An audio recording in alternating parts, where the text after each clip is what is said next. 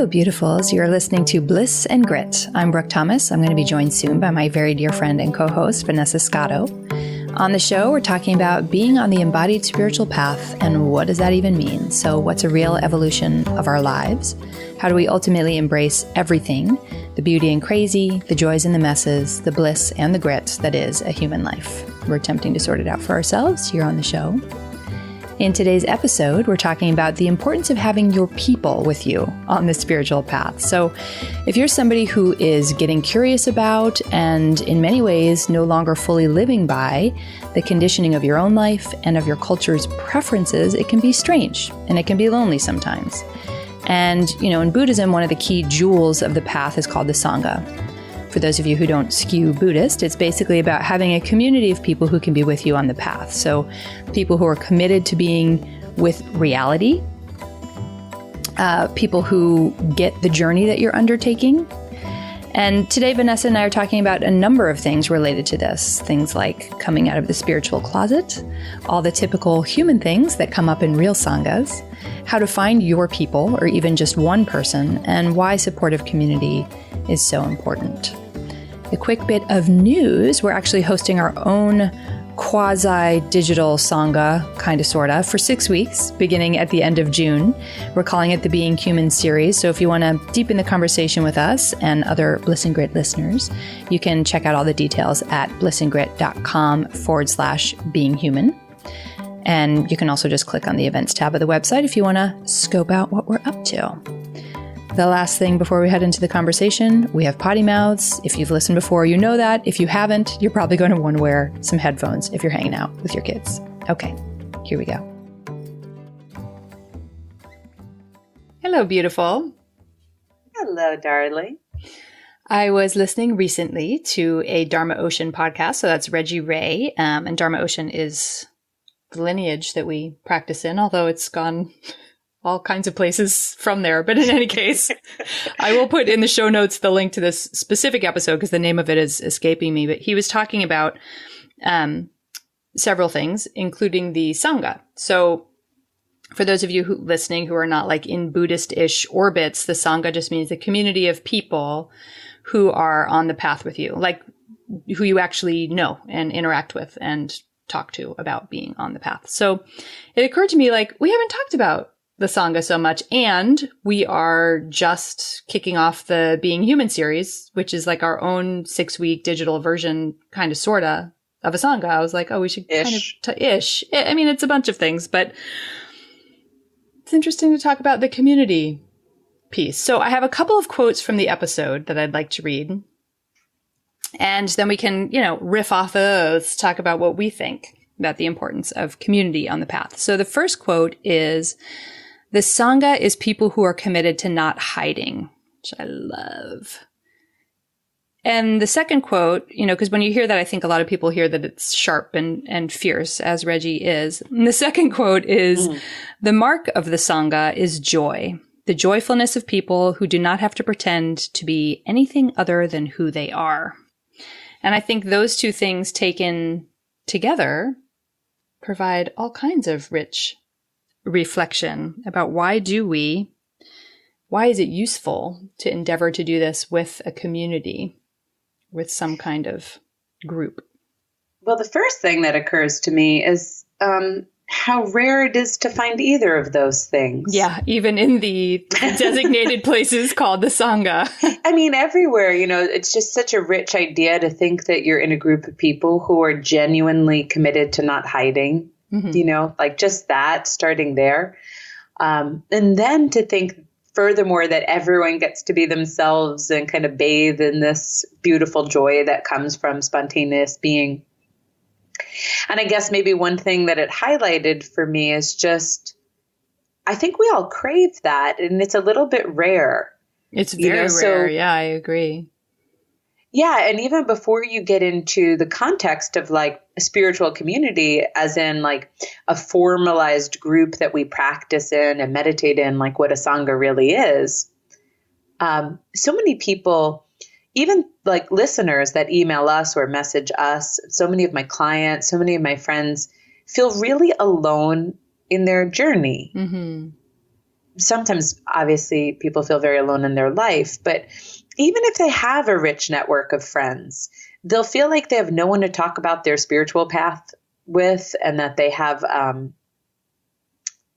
guess, no one to share all those deep thinky things that we do, all those sensey things, all those like existential kind of combos that we have. And so I guess before we even get into like those layers of the Sangha, we could just reflect on why being with a group of people when you're on this journey can be essential. Yeah. And I think it comes down to acknowledging that this is not what's up in the dominant culture. You know, like the dominant culture is about whatever we've been domesticated to believe, which is, you know, being polite or achieving success, and success means this, or, you know, even all the much, much tinier contortions of wearing the kinds of masks that you got feedback were appealing masks versus things that were unappealing, you know, but we're essentially not being our true selves. We're not being our genuine selves. And I would say that, you know, the journey to enlightenment is just really being yourself. And I know people would agree. And then you realize certain things, you know, like, oh, whatever, all is one, blah, blah, blah. We don't need to go down that road. But I'm just saying that because people can hear like, oh, just being myself. And the journey to what that actually is really quite something, especially in the container of a culture that does not want you to do that, or does not have a ton of models of people who are doing that. So, you know, in theory, ideally, Sangha is a place where you're all acknowledging we're on the path. And on the path doesn't mean I know a bunch of fancy Sanskrit words. Plenty of people think that is what it is. And on the path doesn't mean, you know, that I'm having mystical experiences or whatever, or that I'm grabbing the brass ring of enlightenment, because the ego likes to turn that into a project too, for sure, for sure. It's just like we're all saying we're taking this journey towards real genuineness and really being here, you know, really being present and not toggling between past and future. And that's a big deal. And it is lonely because we're doing it in a world that doesn't understand that. And it's so funny, as you were talking, I was like, oh my God, I was remembering, so it's Memorial Day weekend that we're recording. So lots of gatherings of friends and stuff. And I'm having this experience lately where I'm realizing how much I have been in the closet as a person on the path, as in my New Haven life. So I have a very dear group of friends, and some of them are starting to listen to the show. And what happens for me? Hi, friends. Hi, friends. I'm like, oh, like I get scared when they tell me they're listening, or like I'm a little embarrassed, or it's so funny. Like you and I have been doing this together forever. And so it's just like, we've always said all the things to each other about this, but then suddenly, like I was at a big barbecue on Friday night, tons of my friends, all the kids running around, like that kind of like very joyful gathering with people who I haven't seen in a long time. And, one of them sat next to me at dinner, and he was just like, telling me how he'd listened to the Judith Blackstone episode on Liberated Body. I know he's listened to Liberated Body for a long time. And he's like, and I've started to listen to Bliss and Grit too. And I was like, oh, the one where I say words like God and enlightenment and waking up. I'm like, oh, and I said, and I just had to kind of come clean because I noticed that little like flinch in myself. And I said, it's so funny because people in my life are starting to tell me this who I'm realizing it's like a coming out of the closet for me. And it's actually a process of linking up my own genuineness and acknowledging like just how much this is everything to me, and that I have to connect that to the people in my life who aren't necessarily on the path, because who cares? Like I don't need the people in my life to be on the path, but I certainly can't hide something that has become such a fundamentally huge part of my life. It's kind of all I care about, which sounds terrible. Because then people are like, what do you mean about your kid? And I'm like, well, no. Like everything else goes great if this comes first. So it's what I care about the most.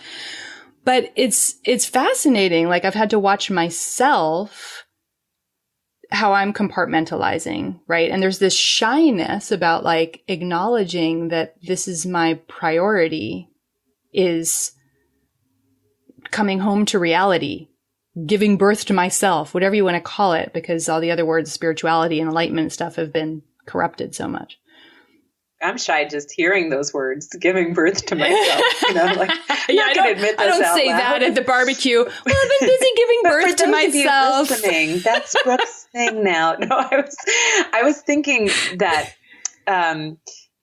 So, okay, just to let you all in on what I'm about to say. So Brooke and I all like send each other ideas for the episode as things happen in our own lives. So Brooke this morning sent me this idea, like, hey, let's talk about the Sangha. But before you sent me that, one of the things that was on my mind that I hadn't texted you yet in the thread of things I was texting you was coming out of the spiritual closet and why that's so hard for people. Yeah, it's really, I'm realizing, I'm like, oh shit, I just didn't think that anyone in my real life would listen to this. Yes, but that's like a whole episode, I think, but I do think it's relevant here, but I think we could talk a lot about why that's so hard because it's actually ooey and gooey and very rich. Mm-hmm. But it is interesting. What did he say? I mean, you gave all that caveat. I just want to know. You know, what's so funny is that like what he said, which is not at all what I expected him to say. He said, you know what? It's been something I've done really quietly and on my own too, being on the spiritual path. He said, and so maybe we'll both come out of the closet together. I'm so glad to know that you feel that way too. So gosh, I just know that's so always going to be the answer in some way. Yeah, I don't know. I think some of my friends are like, wow, Brooke says God a lot more than she used to. And they adore me to pieces still. And I adore them too. But I don't know that they're ever going to be like, let's talk about God. But that's okay. But in that case, I was like, it was this really sweet moment where it was like, you know, neither one of us had to feel alone in being on the path and like being at this big, noisy, super fun barbecue, totally out of the context, right? Like it's not serious, deep thoughts time. Yeah. Talking about this kind of stuff. I know I always get most embarrassed when I think like my family is going to hear. But I grew up in like a family of teasers, you know, everybody teases everybody and like it is very shy and vulnerable. And I guess this is speaking to why you need a Sangha, because a lot of the ways in which we're healing is learning to be vulnerable, right? Mm-hmm. Learning to experience all those painful feelings that we felt were too vulnerable to experience, learning to do it in communion with others. You know, that's a lot of how the healing path looks. That's a lot of what's being generated. And so we can do it alone to a certain extent, right? Like maybe you have a teacher or a mentor. Maybe you just read books or you practice via Headspace or something. And we could do a lot alone. But ultimately, this wound where we're embarrassed to be ourselves in front of people, or like mine, where I think everybody's going to think I'm weird. I'm like literally going through it right now, like now. In the trenches with it. Yeah, like not now-ish, but like right now where you perceive that people are going to see you as different or other or weird, or like we've talked about in the Sensi episode, like too much. You know, this wound, those belief systems are the very ones that the Sangha is there to, I don't know if heal is right, but to reflect. Yeah. Yeah. And like there's things that happen when you go along on the path where you don't fit in. There are many ways where you start to not fit in, and it can be quite uncomfortable. Like I think about just simple things, you know. So again, party weekend, right? Like Friday and Saturday was a bunch of time with two different friend groups. And, you know, people would ask me about like future plans of mine, or ask me if I was feeling upset or worried about current stuff going on with me, you know, in a very sweet, very genuine, like it's a friend check-in, right? And my answer, like my genuine answer was just like, I just don't think it's a problem. Like, I just feel fine about it. Like I could see how me in the past would have had all kinds of thoughts and ideas and feelings about problems. You know, like it is a problem and I need to jump out into the future and kind of plan for this or this is hitting on in the past, this other thing happened and it's happening again and and I couldn't feel any of those things. I just felt like everything was fine. Like none of the stories held, none of the pain bodies were getting triggered. They still do. But like here I am having this moment where it's like the expectation is all of the stories and all of the emotion and maybe drama or anxiety or worry. And I was just like, I just feel like it's all fine. And so of course there's this moment where like genuine friends would, it's like, is this really what's going on for her? Or is she in denial or is she blah, blah, blah?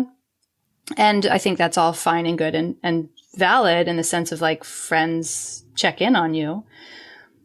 But if you have people who are on the path with you, you know, something that you and I do for each other, obviously. It's why we started the show is because we have these conversations, just the two of us all the time, is like I can talk to you and be like, I don't know, like I'm in this place where I can't believe that any of my pain bodies are true for this particular period of time.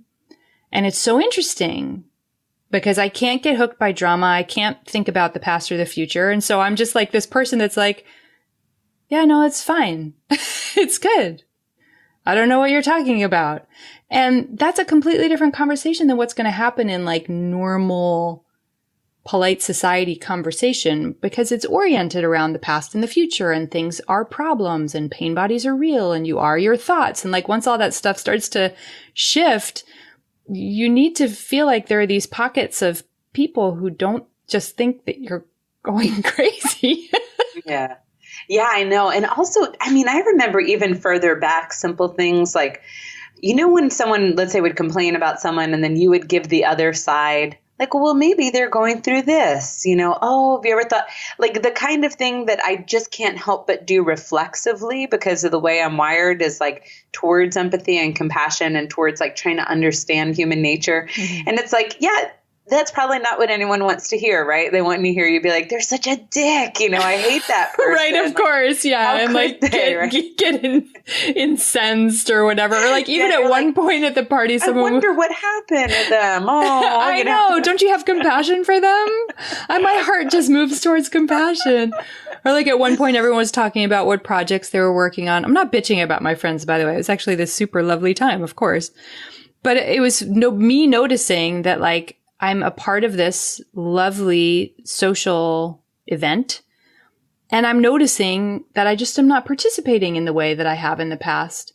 Not in a shut down, recluse way. It's like I'm just noticing I feel really different. That's strange. Like it's, like at some point someone asked me, everyone was talking about their projects that they were working on and sweetly like a friend, what are you working on right now? Because they know I'm a project person. And I was like, I don't know. And I realized that I can list things. Of course I can list things, you know, like we're starting the Being Human series and I have one more interview with Liberated Body. Like I could list things and I'm just like, I don't know. Is it okay if I just don't think it's that interesting and I just don't want to talk about it right now? And they were like, yes, because normally I'm the project queen. Like the reason why they're asking me is because they're my friend. Your level. Yeah, they're like, they know me. They know that I want to be like, and then. And I'm just like, I just don't think it's really interesting right now. I'm sorry. Like I might think it's interesting tomorrow, but right now I'm just like, I don't know. Yeah. And it's helpful to, I don't know, have the other people on the alien planet that you can hang with.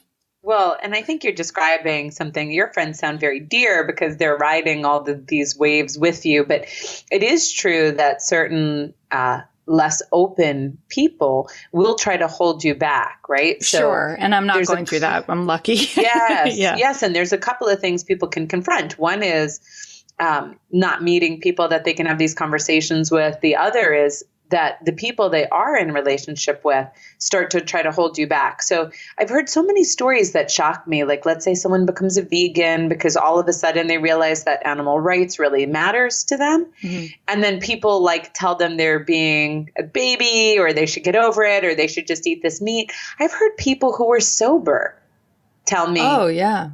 Like people are like, but you should just have a drink. Like I find that astonishing. Yeah. that happens so much. Or I don't know, maybe you're trying to like eat clean and eat paleo and someone's like, you should live more and eat cake. Like that kind of stuff is actually happening. And I can only assume the same thing. Like people are like, I'm going to go on a meditation retreat. And it's like, why don't you go on a vacation? Have some fun. Your problem is you don't have enough fun in life, right? Right.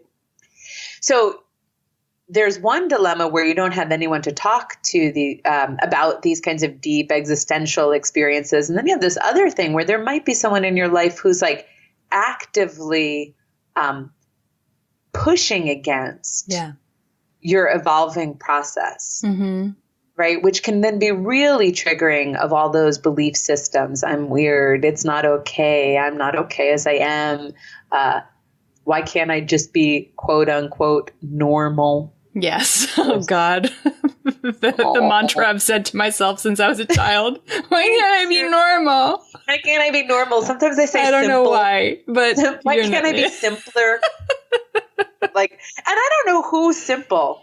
You know, that's the funny thing. Like if you had to really point out normal, it's like, I don't know who I'd point out, but that's like the kind of thought process you have. So all that is to say is, I guess one of the areas I have been lucky is, of course, I have old friends who may not want to converse about God and all these things to the same level that you and I do. But luckily enough, I've had so many friends in my life where that is possible, as you do too, right? You are one point, but I have like a rich network of people that I could call up and have these deep talks with. And I don't know if you and I realized when we started this show, like I know we wanted to have conversations that we thought were meaningful, but did we realize when we started how many people had no one to talk about this stuff with? I think that was really one of the surprises, and like all the feedback we get from people about how much it helps them to feel not alone, which is like so great to hear, you know? Yeah, I hadn't realized like quite the extent of difficulty that many of you were having in making connections with people who want to talk about what matters to you. Yeah. Right. And who may also be committed to their own evolution, whatever we call that, their own unfolding. And that can be really isolating. And so let's talk about the Sangha now. So the Sangha is, okay, so if we just get like dorky for a second and talk about Buddhism, just to put it into perspective, Buddha always said to people, you need the Buddha, the Dharma, and he called it the noble Sangha. And the Buddha was the teacher, right? And the teacher can be Buddha, but it can be any teacher, any mentor, but it could even be a mountain in Buddhism. Like you can sit in front of Arunachala, they think is an enlightened being. It's just a mountain and like learn everything, but you need this being that you're learning with. Then you have the Dharma, which is the teachings, right? So it's like the practices, the wisdom, the understanding, the fingers pointing at the moon to help you find clarity, even though you always had it. But somehow we can't see it and we need the finger pointing at the moon. And then the last piece was this Sangha, like this community of friends. So as it comes down, at least the Buddhist lineages, it was like you can't do it without these three things. Right? Like you need some being helping you because it's so easy to get lost in your own murky pain body or psychology. You need some pointers, you need some guidance, you need some tools and skills to kind of help you find that place of clarity within. And then the last thing is you need support. Yeah. You need to not be alone. And there's one other piece is you need people to hold you accountable. And to kind of hold that mirror up to you. Yeah. Right. So, I mean, geez, we've had some rich Sangha experiences lately, haven't we? Yes, we have. Yeah. Yeah.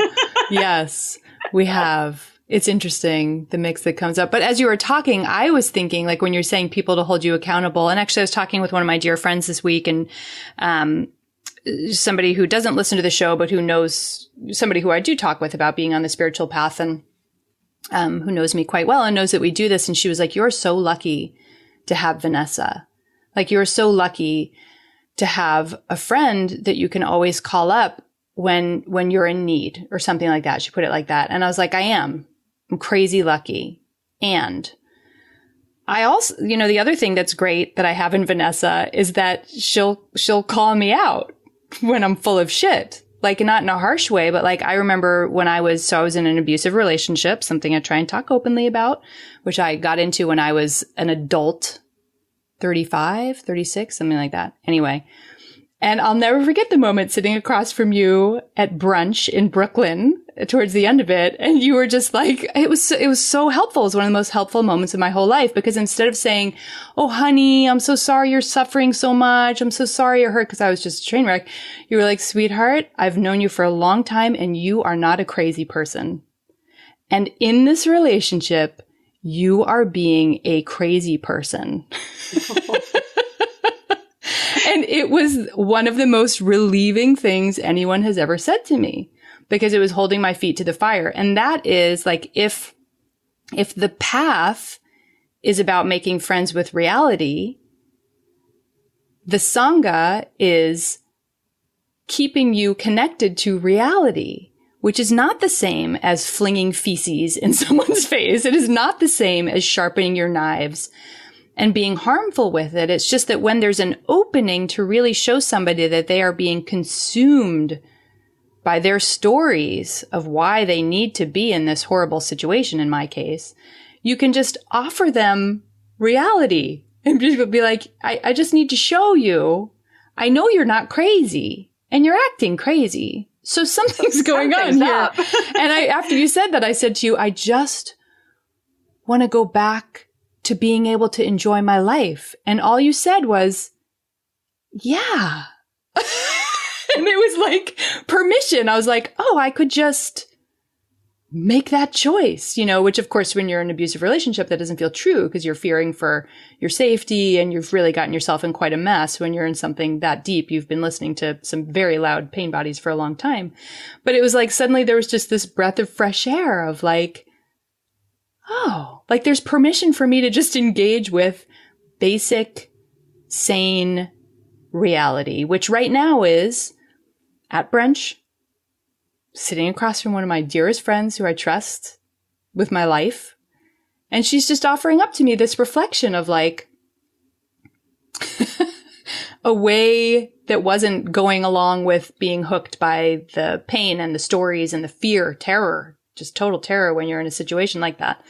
That's what Sangha's for too, is not just like a place where you can go and feel all your feelings and be in catharsis and kind of fall apart, or alternatively be the super put together spiritual person who's got it all figured out and really understands. And, oh, those people down there, when they're at this point on the path that I'm on, then they'll really see, but somebody who's just engaging with that real place in the middle of just reality right now. To have people like that with you on the path, if and when you can find them, is, I think, the most precious resource we can have in our lives. You're making me think about the difference between compassion and idiot compassion. Oh, yeah, which girl. I still don't remember if we've talked about on this show. I don't know. I'm sure we've talked about it in passing. We really should do a whole episode. Let's just say it again out loud. I know, it's relevant it's so here. critical. So it's a saying in Buddhism. They call it idiot compassion. It's so kind, those Buddhists. But ultimately, it is the kind of compassion where you're sympathizing in a way that enables somebody. Yeah. That enables their pain body, let's say. Like, let's say I have a pain body that's like, I'm always victimized by life. Like, life doesn't love me. And then if I was to talk to Brooke about it, or life doesn't love me, and like, that I must have done something wrong, I'm never going to find someone, whatever I think life is withholding on me. And Brooke was to say, oh, yes, you poor thing. I don't know why life is so hard on you. Life really is so hard on you. That always happens, right? That kind of compassion is actually just stoking the fire of my pathology. Yeah. It's like feeding my pain body, or it's enabling me. Like, let's say I'm like, could you loan me money so I can go on that bender that I've been dying to go on? You should have some fun. Right. Right. You get the point that there's a way that compassion can slip into a pattern of enabling something that's actually painful for someone. Yeah. And in Buddhism, they'll talk about the opposite, which is the sword of prajna, which is this other kind of compassion, besides the beautiful sitting and holding of one's experiences and, oh, Brooke, yes, tell me more. There's this other level that's like the cutting through of illusion, which is like, oh, no, this isn't real, darling dear. Mm-hmm. Oh, no, that's not. You see there, see where you're going? No, that's not the path, right? And I feel like sometimes in our friendships, like in the modern world, we could have people who are either really good at idiot compassion. Like that's what I was saying before. Like, oh, you're right. He's such a dick. Like, yeah, I know. Oh my God. I can't believe that happened. It's like drama and gossip is a big way you see that one. Yeah. So there's like that, or people can be honest, but like so hurtful and not necessarily helpful. Like there's this honesty that serves. And then there's this honesty that's just like, I don't know, pushing at someone's buttons. I don't even know how to describe it. For sure. Yeah. Yeah. So in the Sangha, this is what you're meant to get, is that there's people who are capable of genuine compassion, which we could say in this circumstance means aligning with who you are, like aligning with who you really are, your whole self, and like holding the view for you when you can't hold the view. Yeah, right? That's a really good way of putting it, because I think that's critically it. Like you just have a much broader support net than just yourself and your own thoughts. And, you know, what's that quote? Like, the mind is a scary place. Don't go in there alone. Don't go in there alone. Yeah. Well, you know, the view. Okay. So a little bit ago, I'm hooked in a pain body. And I know for a fact, like I've talked about pain bodies with people before. Okay. Let me give you a really too intimate example from my life. But I'm not going to give it all the details. I just talked abusive relationship, but it's in the past. It's very cozy back there. This is still in the past. No, this is in the past, but it was not I don't know. We'll see. Okay. All right. Fair enough. Well, okay. Here's what was happening. I was in the middle of a relationship ending, and it had been dying on the vine. I talked about this relationship a little bit on the show, and it was dying on the vine, but Vanessa was hooked. Like, I did not want to let go, boy. Like, I was grabby hands times 10 with this thing, right? But I knew it had to end. I had this very clear forethought. And towards like it was gasping. I mean, it was in its dying breaths, and I'm clinging to it. But I know better. And in the end, I reconnect with my husband, Mario. And like, you know, we're friends. We were longtime friends, and we reconnect. And we're friends. I don't cheat on my boyfriend or anything, but we're flirting, right? And I know that's not right. I mean, I know very clearly that's not right. I'm flirting. And it's nothing dramatic. And pretty quickly, I just break up with my boyfriend, right? But in that phase where I was flirting with Mario, which I did apologize to this man. This man knows, so God forbid someone's listening. I'm clear. But as if he's like really listening to Bliss and Grit. But he might. You never know. So in that moment when I was flirting, so many of my friends were like, well, don't worry about it. You're doing your best. It's not like you cheated on him. Like, you know, and that was nice. You know, it was nice. Like I was strangely enough doing my best, which sounds really shitty, but there was something about that relationship that had me so like turned upside down that it really was the best I could do to get myself out of the relationship. However, my ex-husband, Frank, who's my dear friend, who you've all heard me talk about, was like, you're doing a shitty thing. Right. And Frank is good with the sword of Prajna. Oh, always. So great. And he's like, and you're going to feel shitty about it. And I was like, you know what, Frank? I know it. I know I'm doing a shitty thing. And I know I'm going to feel shitty about it. I know it. And I'm just going to do the best I can to kind of like deal with this. But I thought, like, thank you. Because I knew that was my truth. It was my truth. And so even though my friends were being so kind and so loving, and it had its own kernel of truth, it's like, it felt so much better to just have my truth validated. Yeah. Truth is relieving. Like that's the thing. It's very relieving. Yeah. I was like, I know I'm doing this shitty thing. And then like that got to stay in my mind. So later, like my boyfriend and I broke up pretty close after that. And then later I went to him and I talked to him about it, and I apologized. I actually did Ho'oponopono, and I did this beautiful thing. I wrote him a letter and I apologized. And it was like Frank's words had kind of stayed in the background and like supported me because I was scared to do that. Right. Mm-hmm. And so when you're afraid, it would be easy for me to have bought my own delusion that my other friends were selling me. That's like, well, actually, I'm kind of great. I didn't cheat on him. Like, I didn't cheat on him. It was ending anyway, but there's something chafing at you. Yeah, like he didn't treat me right. Like I could have gone into any kind of rationalization, even though I knew what was true. And what was true was what was true. And I knew what felt right. Like what felt like ease or rightness to me was like I was doing something wrong. I should own it. And I have to be clear and I have to apologize and like clear the decks for this man. And Frank's words helped me do that because I felt like I could always hold on to that if I wanted to pop into a delusion. Like, no, you did a shitty thing and you knew you were going to feel shitty.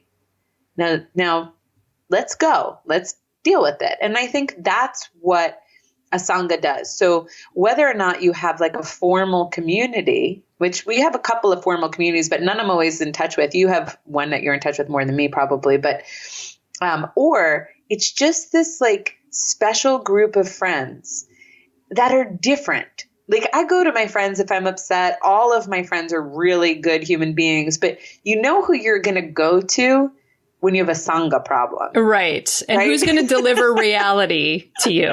Like who's capable? Like who's had enough practice hours logged with reality that they're going to be able to deliver that in that moment. Yeah. Yes, because that kind of shit is like pretty scary. Mm-hmm. So, but let's talk about real sanghas and like experience with real sanghas because yeah, we should. All right. So one thing I'll say is a lot of times when I talk to clients, unfortunately, it's not uncommon that humans are lonely these days, at least in the modern culture. It's a lonely world right now. It's a very lonely world. So A, people are lonely. Now, B, if you're an introvert or a sensei or a spiritual seeker, or a medium, a clairvoyant, any of these things, and you haven't yet felt comfortable owning them, now that can like double your opportunity for loneliness, right? So a lot of times I'll say to people, and I've seen this in clients, like consistently, you're swimming in the wrong pond. Like you just need to get up and get into a different pond, whatever that means. Go to a meditation studio, do a yoga teacher training if that's what's calling you, move to a different city.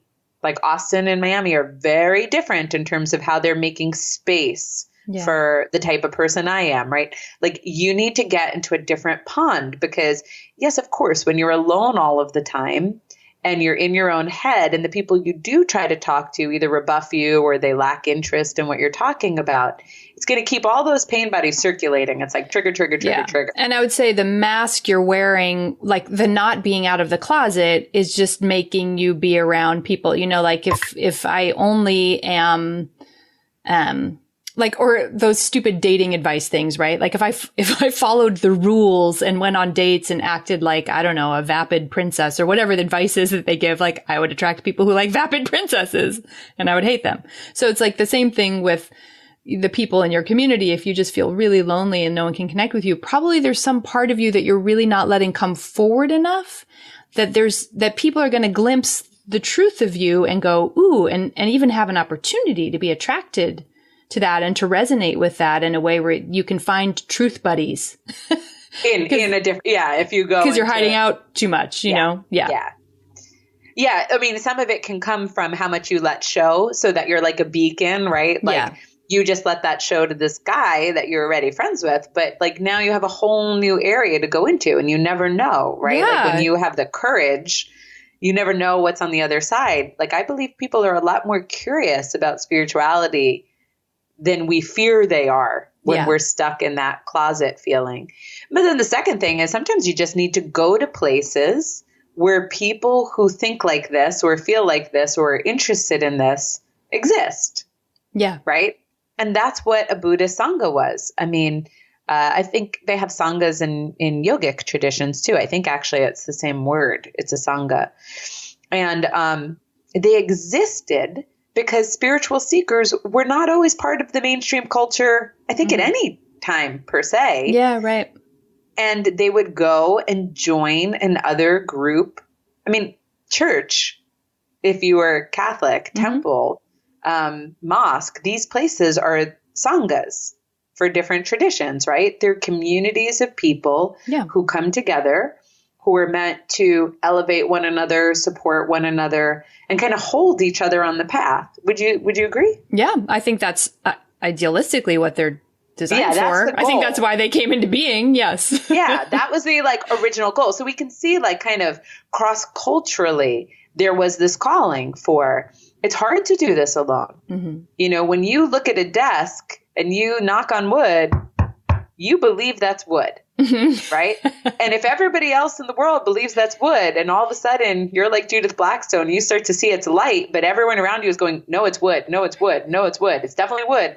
I can feel Judith being so mad at you for saying that right now. Hey, she shouldn't have shared it in her book that she saw light in That's her true. hand. Okay.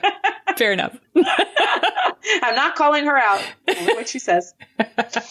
Yeah. I mean, then it's hard to get out of it's hard to get out of the collective view of reality. Yeah. If you don't have a group of people who are like, yeah, I kind of get where you're going. Oh, I see where you're going. Oh, I don't know, but I believe it, Yes, absolutely. Or even just one person or whatever. Yeah, one person's a great start. It is a fantastic start. It's so handy.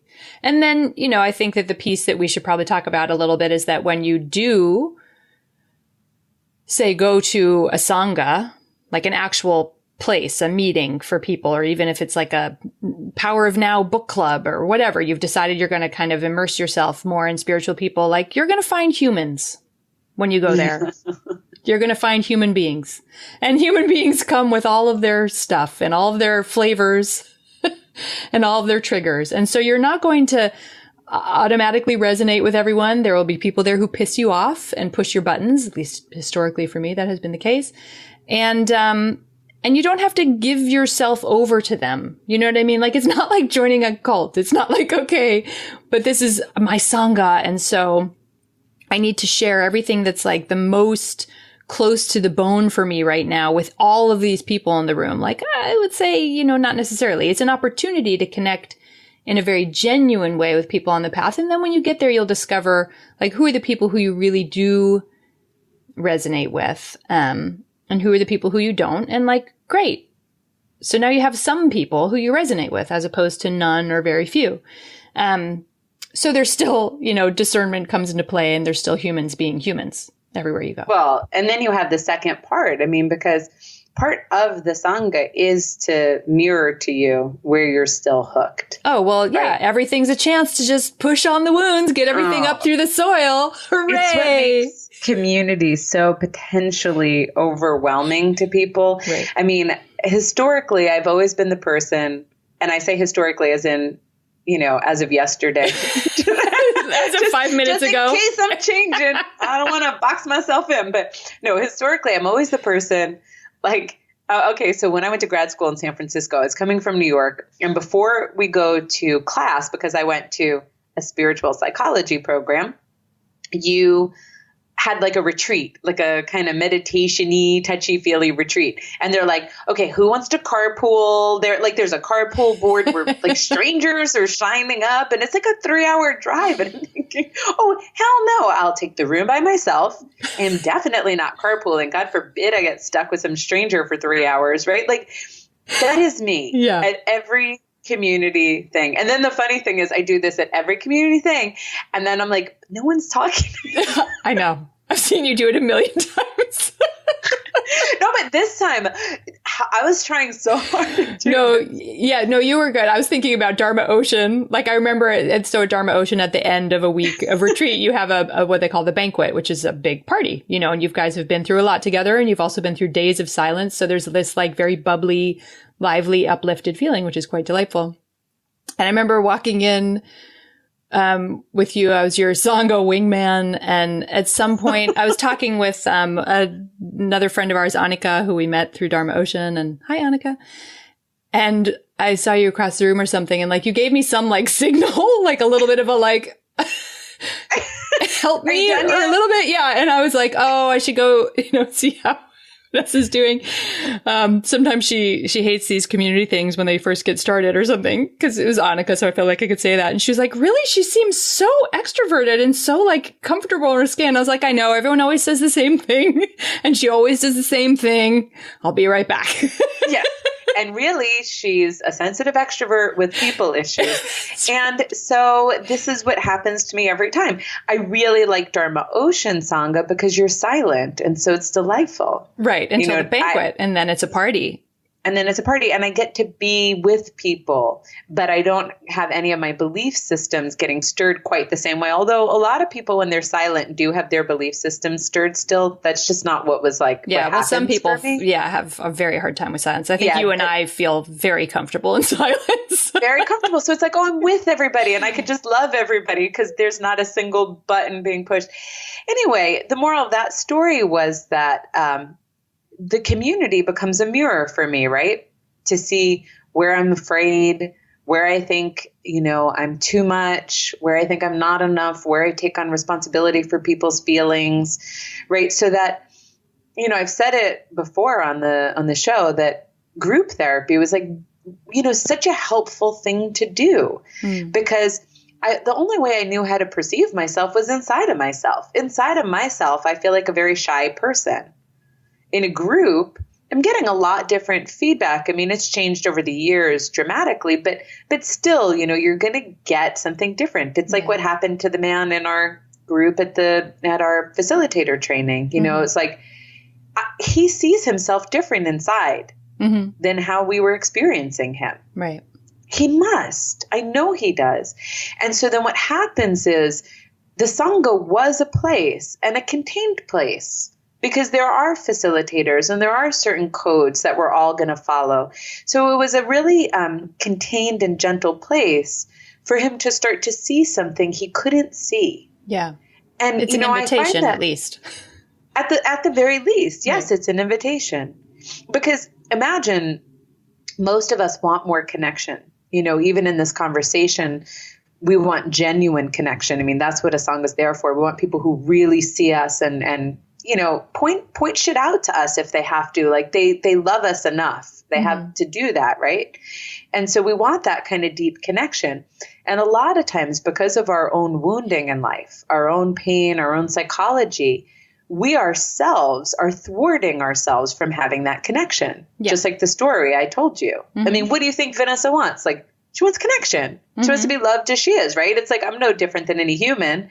But if I show up and I won't sign up for any activities and I won't really talk to anyone, like not more than one person at a time, and, I have a room to myself because I'm too cool to stay in the dorms, they're getting a different experience than that. And then here I am. I could just as easily go home and be like, well, I don't know what was the matter with me. I knew there was something the matter. No one talked to me. Right. And I could stay spiraling in my own painful belief systems and not realize the way that my wounds or my pain bodies are having me engage in relationship. It's like wounds were formed in relationship. So wounds are acted out in relationship. Right.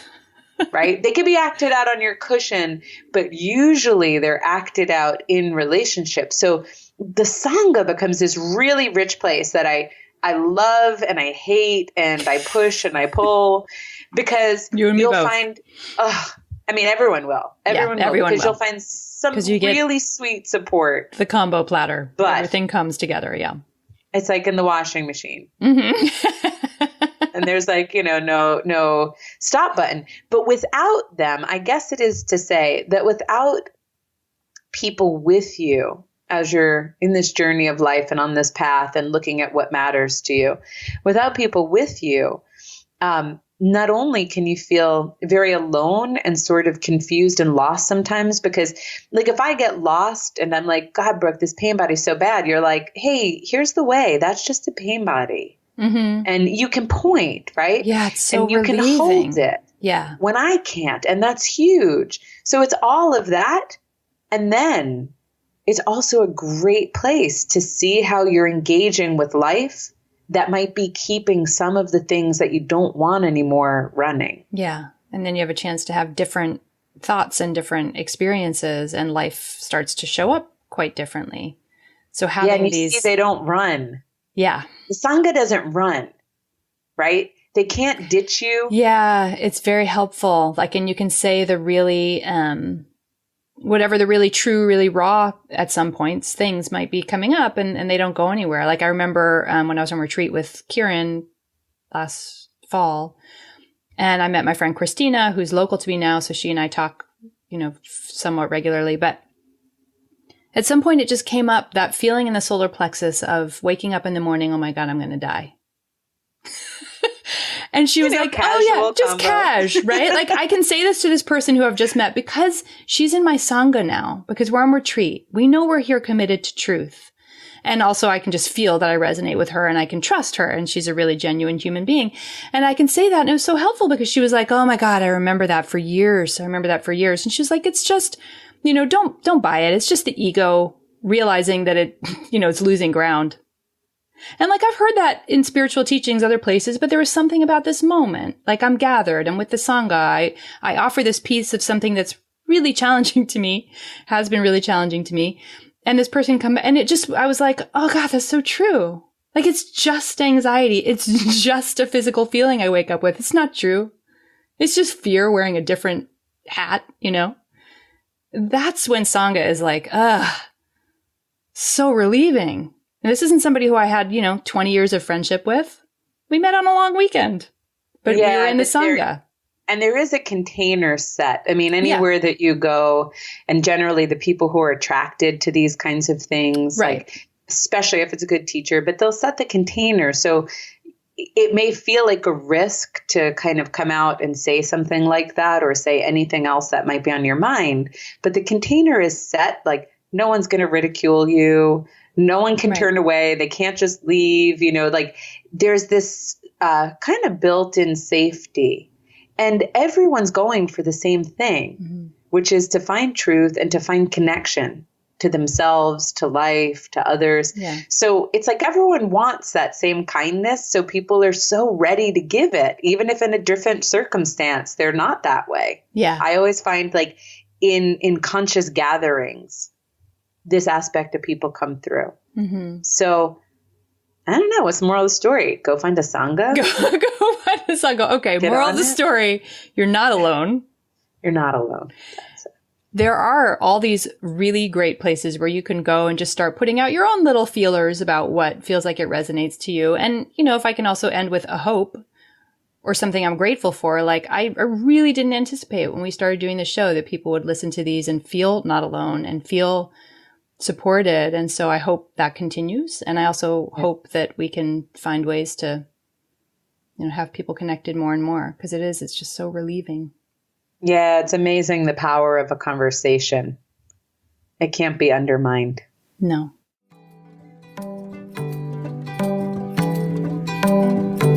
Thank you so much for listening to today's show. The show notes, including any of the resources we mentioned, live at blissandgrit.com.